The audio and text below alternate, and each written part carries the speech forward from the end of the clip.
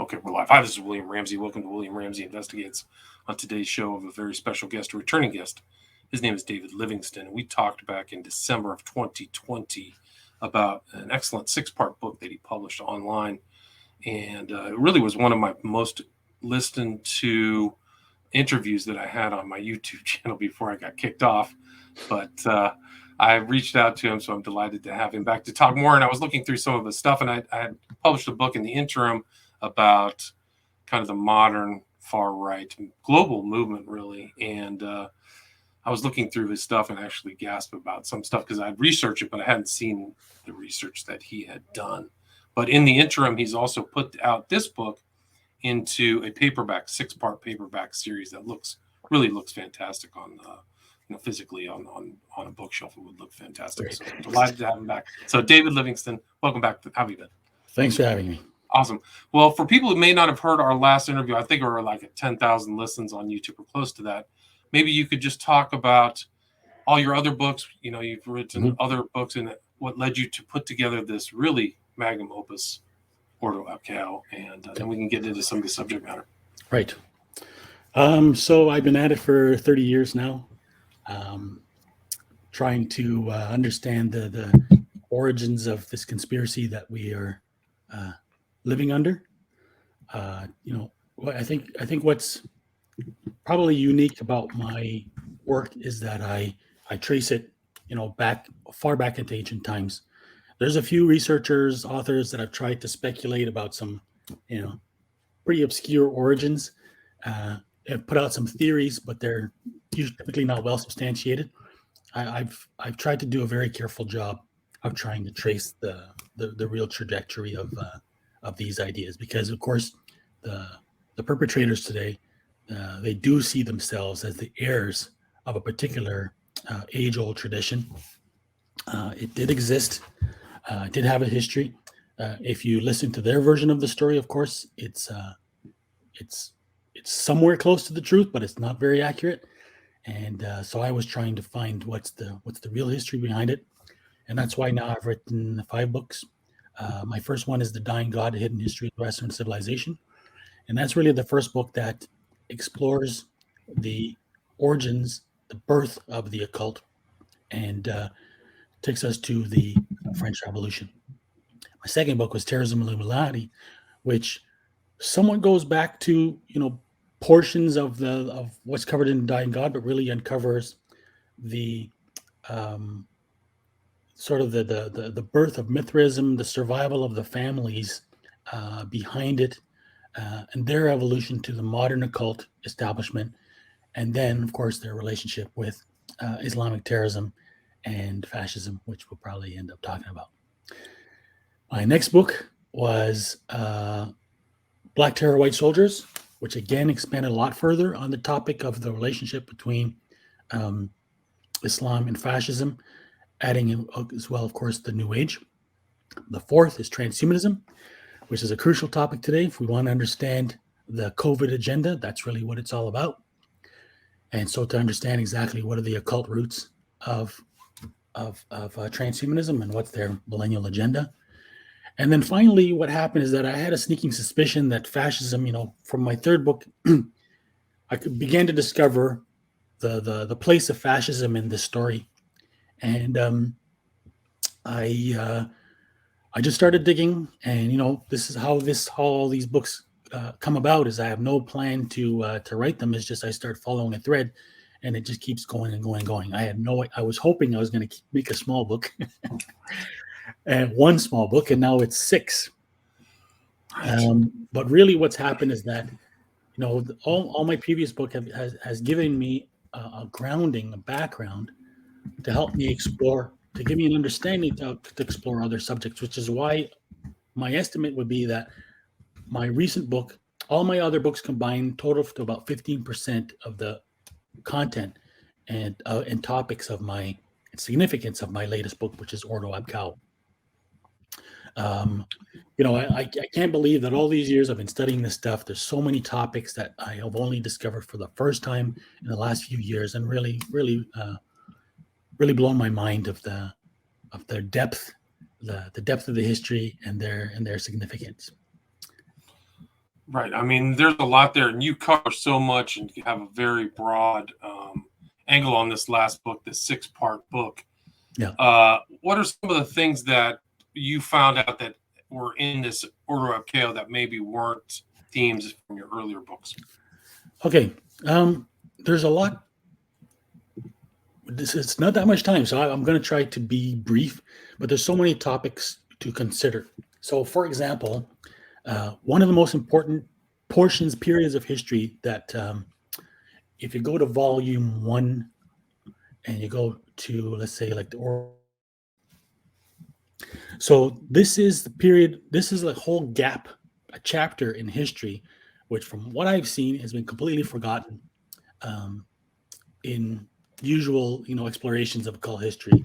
This is basically the period of Spain. Of course, Spain at the time, for a period, it was under Muslim domination. There was also a large Jewish community, and the particular Muslim approach to minorities allowed the Jews basically to flourish at that time. In fact, the 9th and 10th centuries of Spain is considered the golden age of Judaism. So this is kind of what the community that really gives birth, that allows really the Kabbalah to emerge. And so what happens is that when the Templars are arrested, where they survive is in Spain.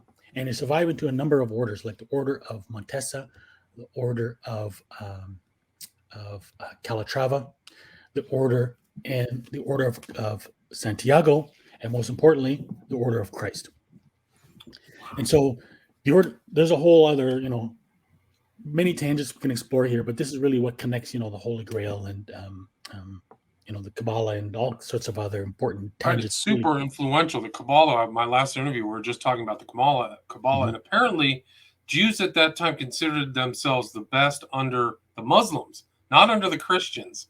They thought if they just paid the jizya, they were actually more free than what happened later in Spain, right? Yeah, exactly. So they got forced. They either forced conversion or expulsion.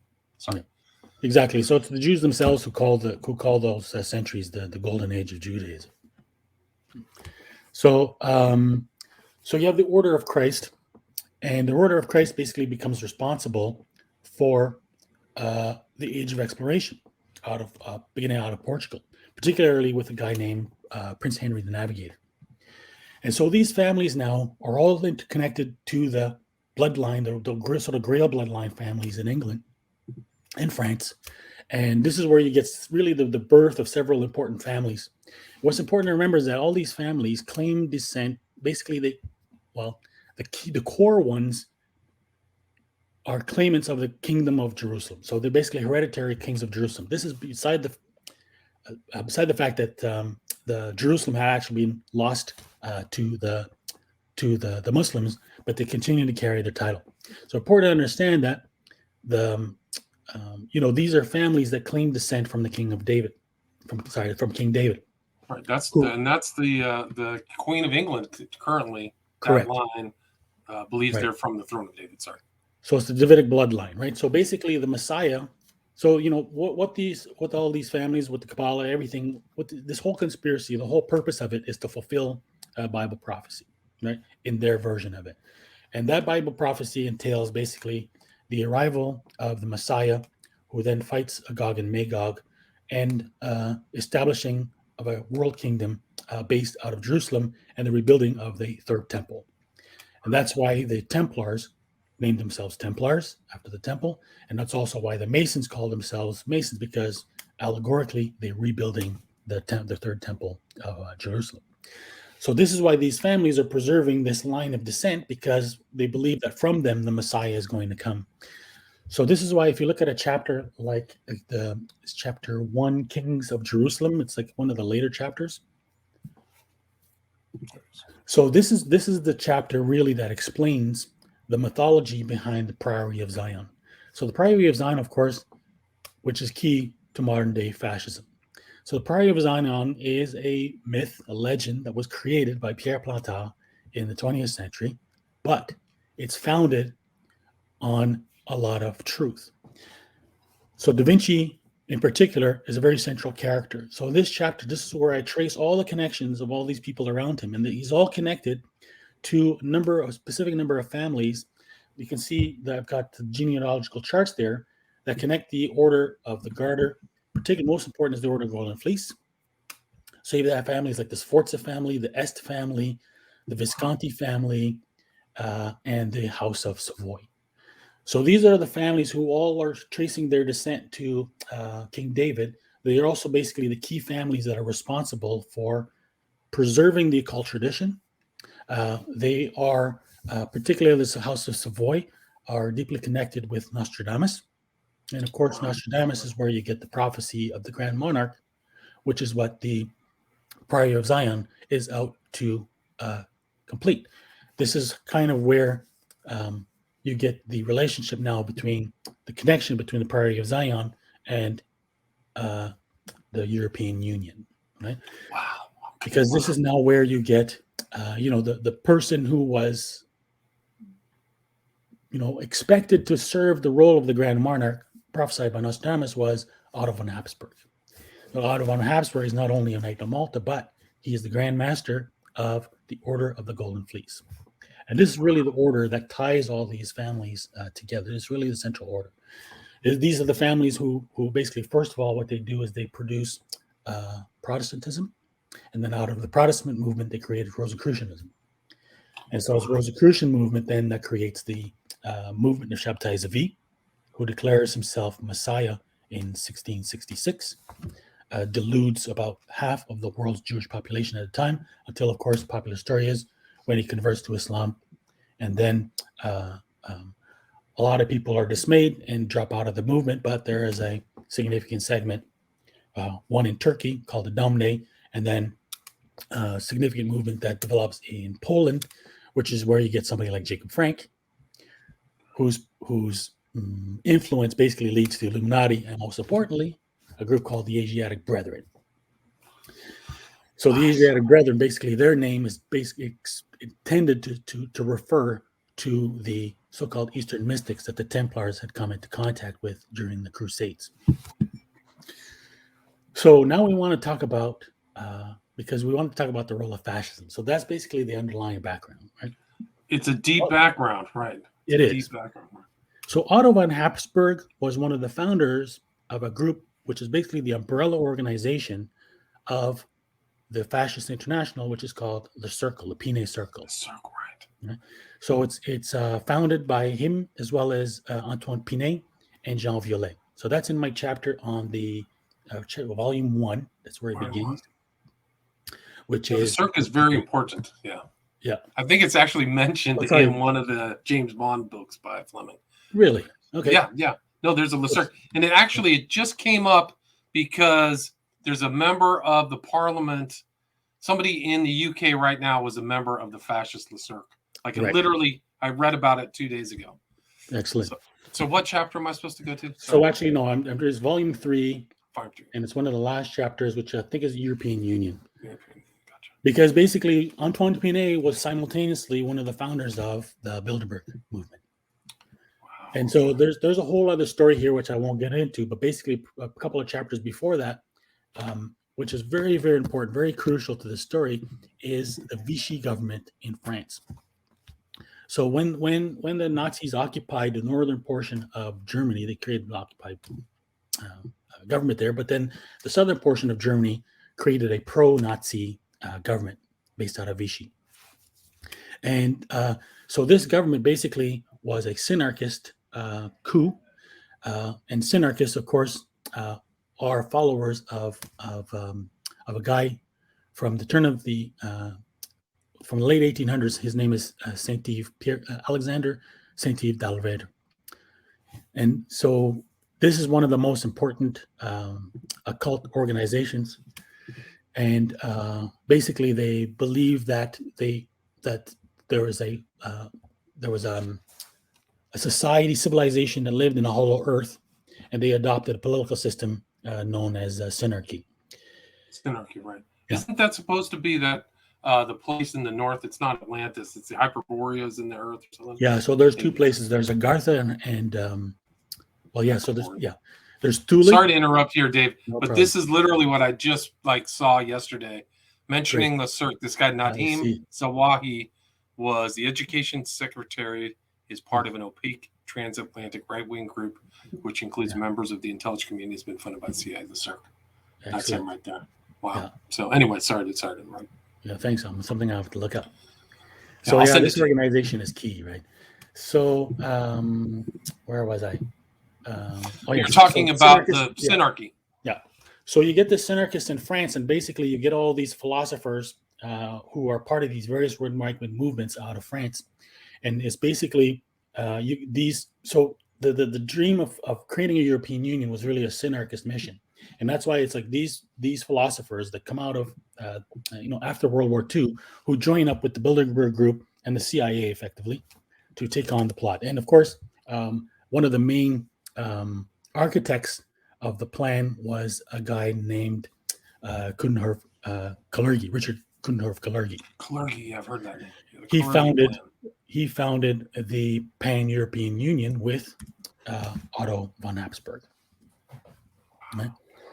So basically what happens is that, after really the Nazis is really the key here. A lot of what I follow in my book is is the use really of the Nazis for this particular plot. I mean, as everybody knows, the Nazis were occult Satanists.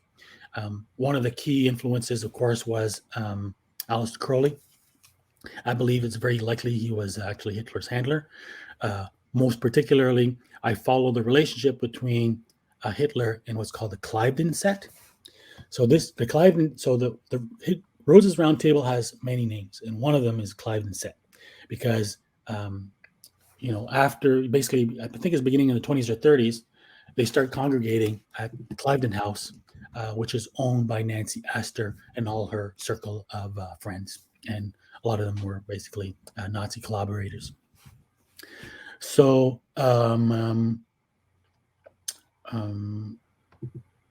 so basically that's kind of the grounding that really. There's a whole other called tangents that it's not really a time to get into, but of course, right. But I mean, that just shows the thoroughness of your research. People have got to go check out this book and get the 6-part series. It looks great. If you're watching YouTube, you can see how clean this looks, and then you can get this and add this to your library. Really awesome looking. So, it really is fascinating. Crowley was known to be in Germany from, I think, 30 to when Hitler came into power. 32, I think, 32. So it was right at the end of the Weimar Republic. Very chaotic time. Yeah. And he famously said, before Hitler was, I am. I was. Which is, exactly. I was, yeah. A really dark, biblically, it's what Christ said, before Abraham was, I am. Yeah. So it's a play on that statement before the Sanhedrin. Really potent, dark, heavy-duty stuff. Yeah. But I've made the argument that, similar to your statement, which is Hitler was a political Crowley, but that's a whole nother competition. Yeah, please continue. So a product of the Tavistock Institute. So Crowley was also a friend with Erich von Ludendorff, who's both a member of the Thule Society and the Aufbau. And the Aufbau is crucial. But basically, what happens is that in World War I, this is what Richard Spence exposed: is that Crowley was in the United States doing black propaganda. But he was actually working for the British Secret Service. And this is a whole network. Basically, he was his boss was Philip Wiseman, who was another member of the Round Table. And this is the group that connects a whole lot of basically early Zionists, particularly Otto Kahn, Felix Untermeyer, and the Warburgs and Kudlow Bank. And this is really the group. This is the group that's amazing. The birth of the Zionist movement. They are also members of the Golden Dawn. So Otto Kahn. Wow, that's amazing. Yeah. I had no idea. I just talked to Spence about his book. So it's interesting. You bring him up. And we talked a lot about Kuhn Loeb and Schiff and all these characters. Yeah. Sorry. Like just to get to where it goes. So basically, the park in New York, there's a park in New York named after Felix Untermeyer called Untermeyer Park, right? And that's the park that was exposed in Maury Terry's book about the Son of Sam killings, right?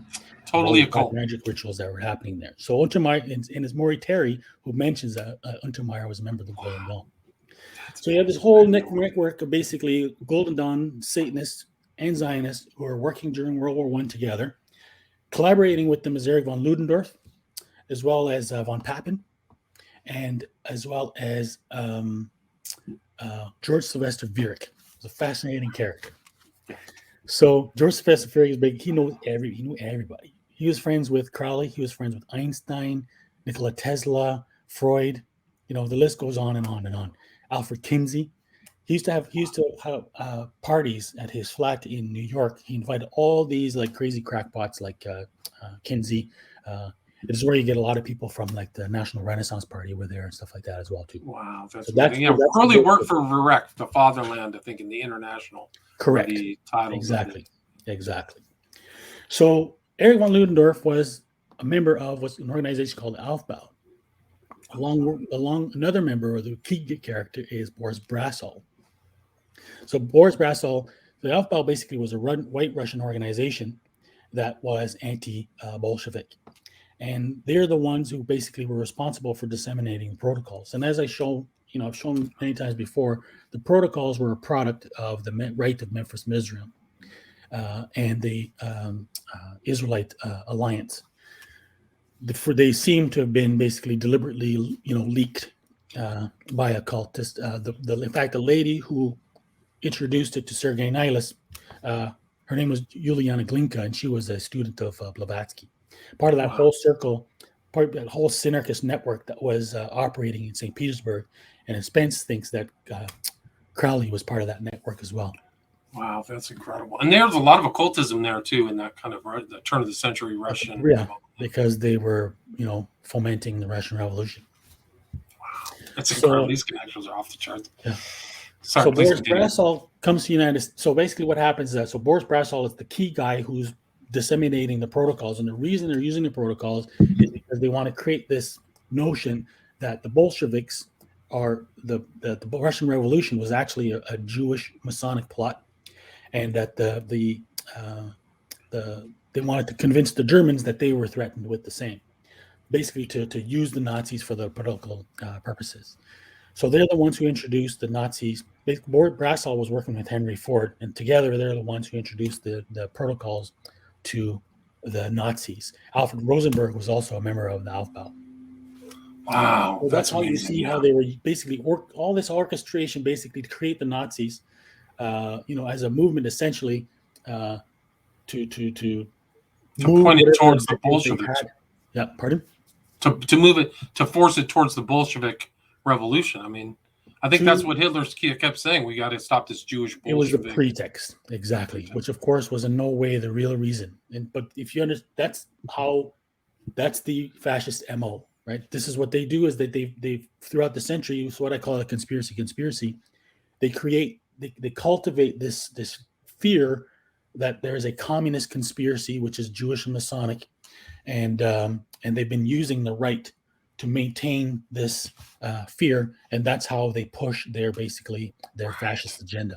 So that's what they've done in the United States. Totally agree with that. Yeah, totally agree with that. Yeah. So Boris Brasov comes to the United States, and he becomes the what they call the brain trust of the America First Committee.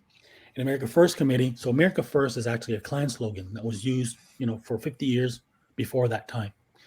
The America First Committee was created just before World War I to lobby to keep the United States out of World War II. And it was funded by the Nazis.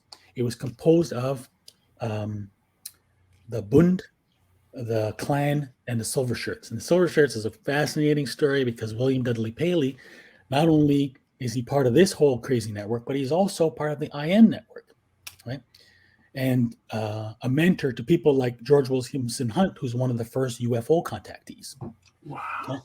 So that's what I cover in volume 4, the second chapter, which is about extraterrestrials, and that's where you see the whole relationship of the CIA, particularly through Andrea Puharich, and his seances that contacted the Council of Nine, and that entire network that connects all these people who really gave birth to this myth of a UFO phenomenon.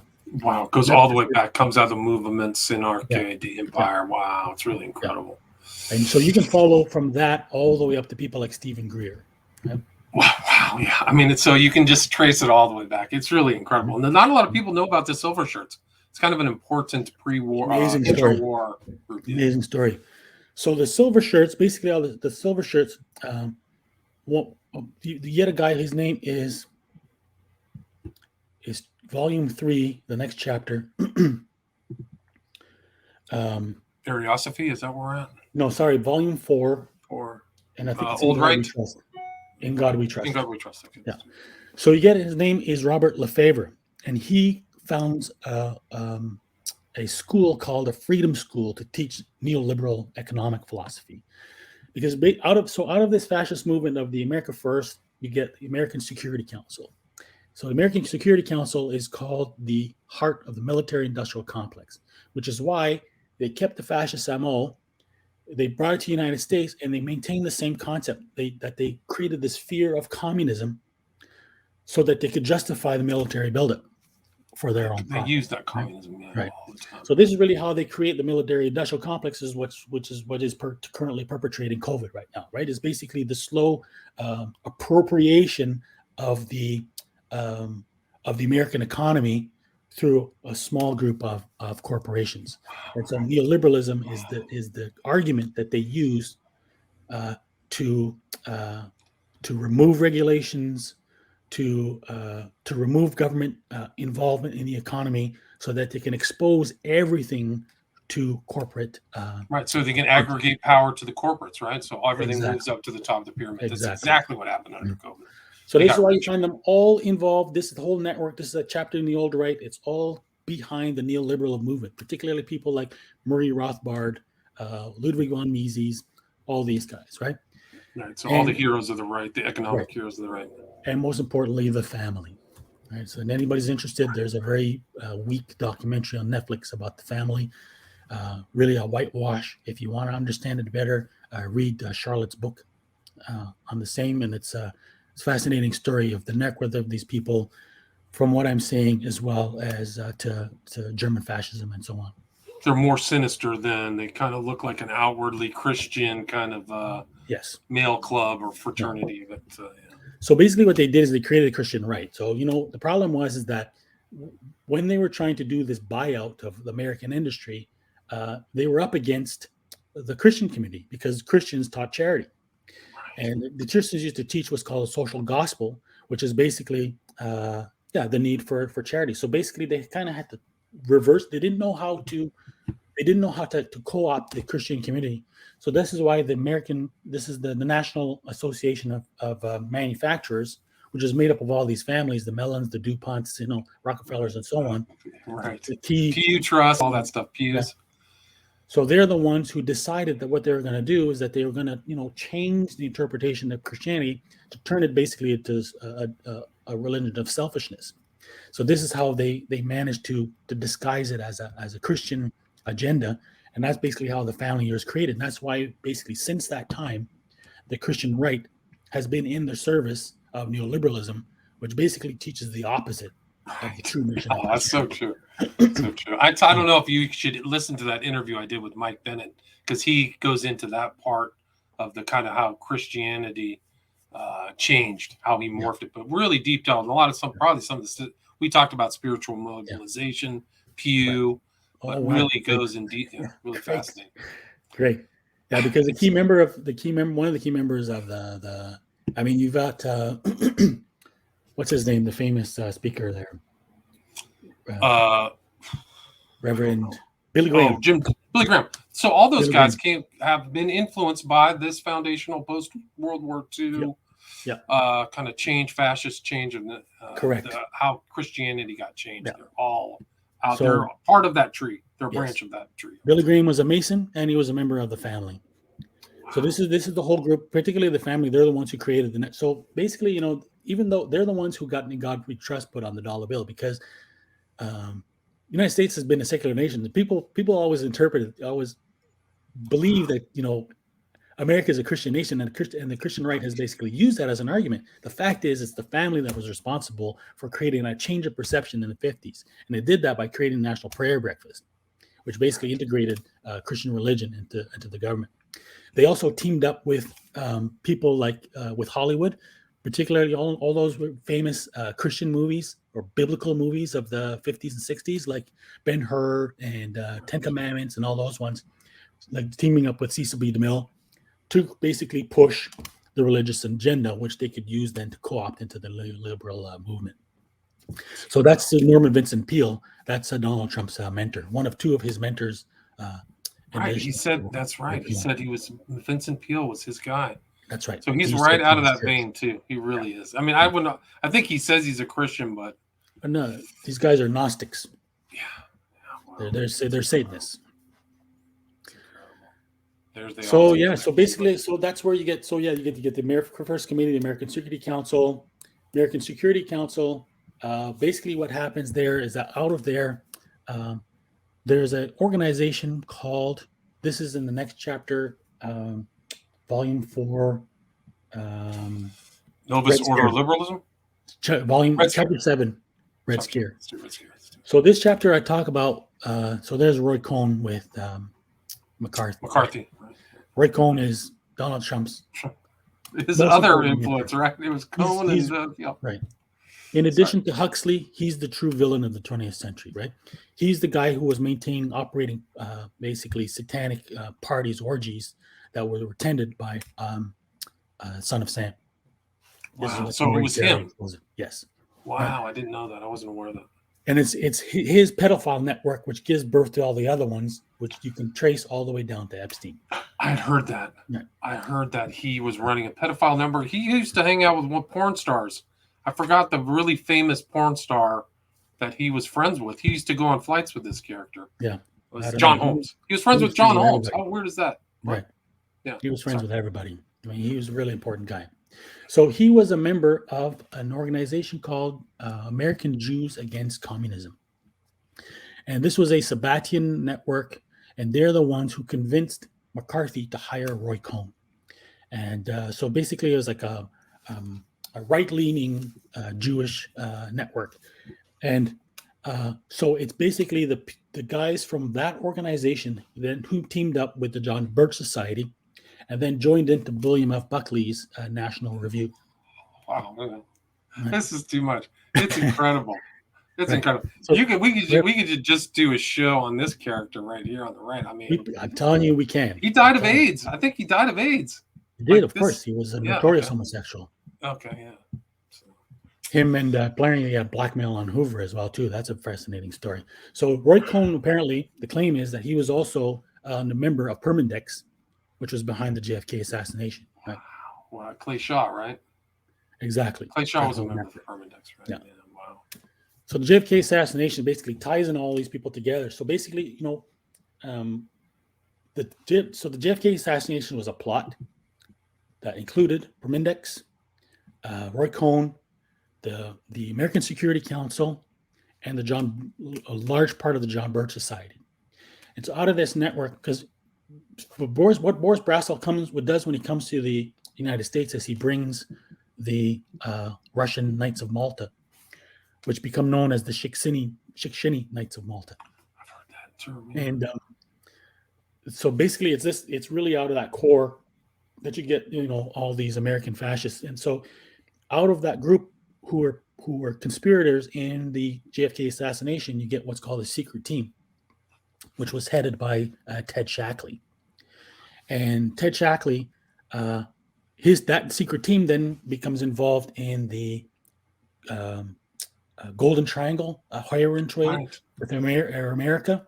And that's really where they give birth to the CIA's narcotic, you should listen to it because I think I'm going to have John J. Not McCloy. What was the Albert, the guy who wrote the Golden Triangle, Alfred McCoy. I'll be talking to him. Yeah. So he'll trying to talk quite a bit as a source. Yeah. Yeah, in a couple weeks. So keep an eye out for that. So I'm hoping to have him on his new book, but we can talk about that too.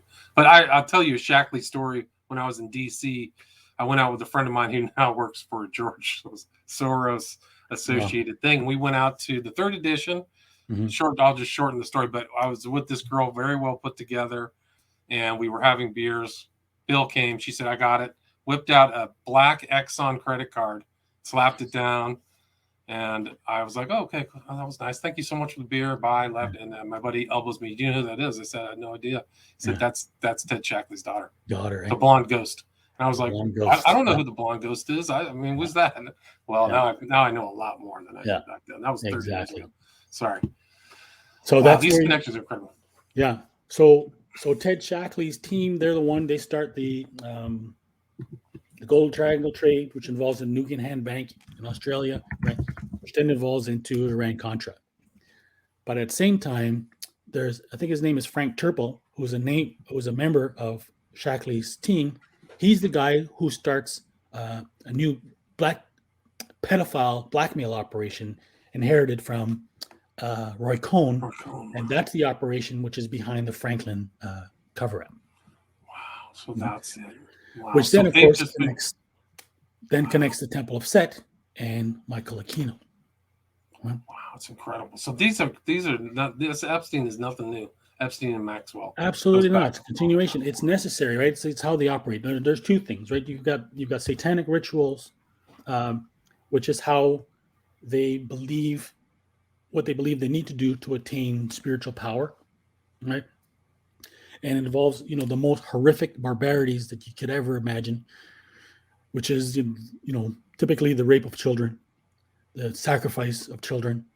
And they believe that this, somehow gives them power.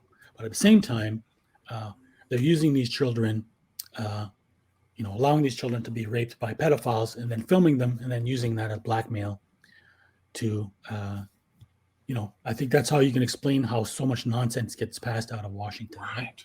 The corruption and the not doing. It's not even what they're doing. It's what they're not doing, right? Exactly. Like these people are probably owned. Exactly. And Virginia Giuffre, she was asked by Epstein and Maxwell to have a baby and then just give the baby to Epstein and Maxwell. Right. Thanks. Well, that's like that should chill anybody. Like she writes that in her autobiography. Now, I don't know what they're going to do with the baby, but yeah, they were going to pay her off. Here's 50,000. I can't remember the number. You have the baby, give it to us, no questions asked. Yeah. So I'll tell you, so as I mentioned, so Franklin connects the Temple of Set, right? And Roy Cohn's operation connects to the Process Church, right? Because son of Sam, Dave Berkowitz, was part of the Process Church. Right. And I'm going to give a quick tangent before I come back to my story. But basically, one of the guys who was, apparently one of the leaders of the satanic cult that Berkowitz belonged to was Roy Radin. And Roy Radin was a friend of Robert Evans.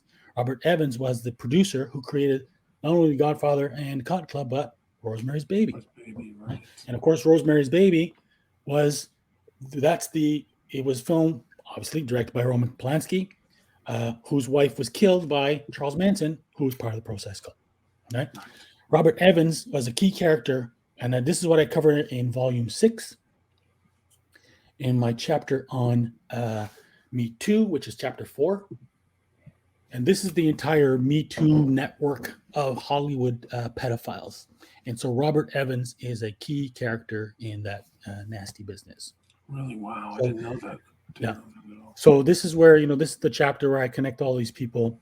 This is back to Roy Cohn again, Studio 54, Donald Trump, Jeffrey Epstein, Netanyahu, his crew, like Terry Packer, who's a friend of Murdoch, right? The guy who brought Murdoch to the United States and introduced him to Ronald Reagan is Roy Cohn. Wow, that's off the charts. And he was like a rival of Maxwell. So these characters are intertwined and moving around. It's a small network of international Satanists. Right? And Manson famously said, Robert de Grimson and I are one. Right. He said that. You don't trip and make that statement on record. No. I'm sorry. People cross over his occult network and all his connections with Kenneth Anger through Bobby Bisley, but that's all there. Sorry. But yeah, these connections are off the charts.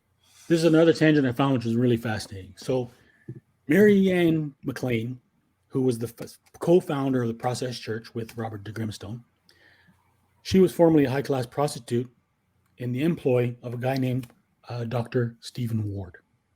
So Dr. Stephen Ward is basically, he was a osteopath to the elite in England. He treated everybody. He started his career by becoming friends with Avril Harriman, That's right. White Skull and Bones, and then became friends with everybody, starting with Churchill and entire network.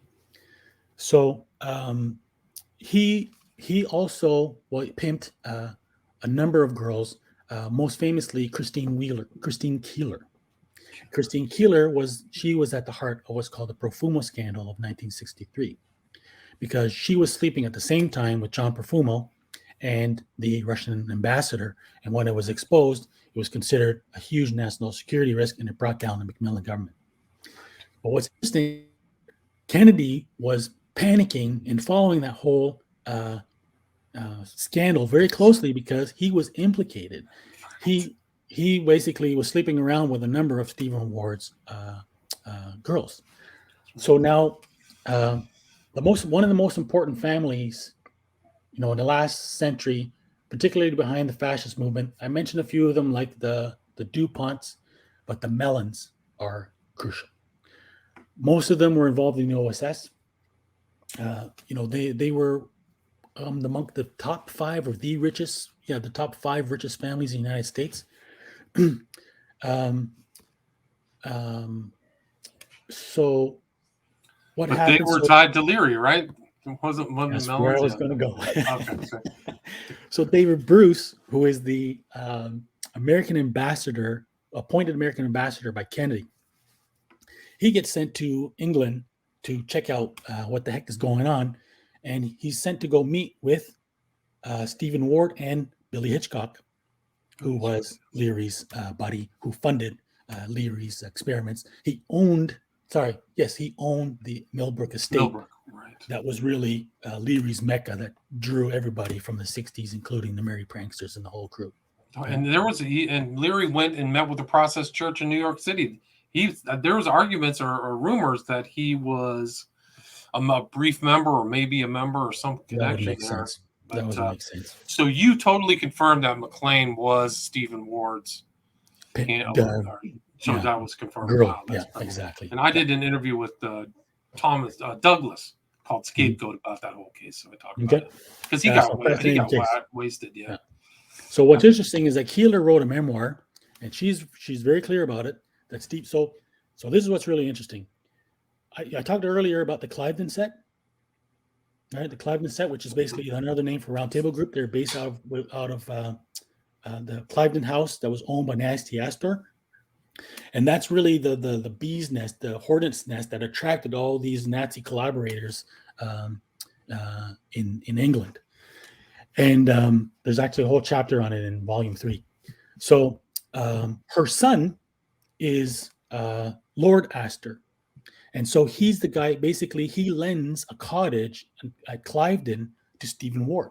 That's right. Wow. And it's there that, so what Christine Keeler describes is that it's there that Ward used to host Masonic black magic orgies.